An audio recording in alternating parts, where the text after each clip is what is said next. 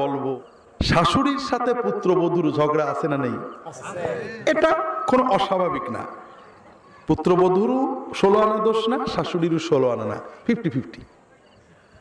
কিন্তু কোন পুত্রবধূ যদি তার মনের ব্যথা স্বামীকে বলে, স্বামীকে তার পিতামাতার হক নষ্ট করতে উদ্বুদ্ধ করে, স্ত্রীর কারণে স্বামী পিতামাতার সাথে খারাপ ব্যবহার করে অথবা ভাই বোনের হক নষ্ট করে, তাহলে ওই স্বামীর আয়ু কমবে, রিজিক কমবে, কোনো কৌশলে ঠেকাতে পারবে না।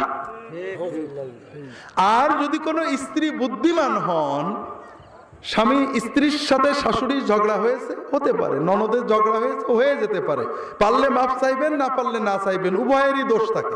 তবে স্বামীকে এই কষ্টের কথা কখনো বলবেন না, বরং আপনার স্বার্থে স্বামীর আয়ু বাড়ানোর জন্য, স্বামীর রিজিক বাড়ানোর জন্য আপনি অবশ্যই স্বামীকে বলবেন যে তোমার আব্বা আম্মার সাথে ভালো আচরণ করো, তাদের হক দাও, ভাই বোনের হকটা অন্তত দাও, ক্ষতি করো না।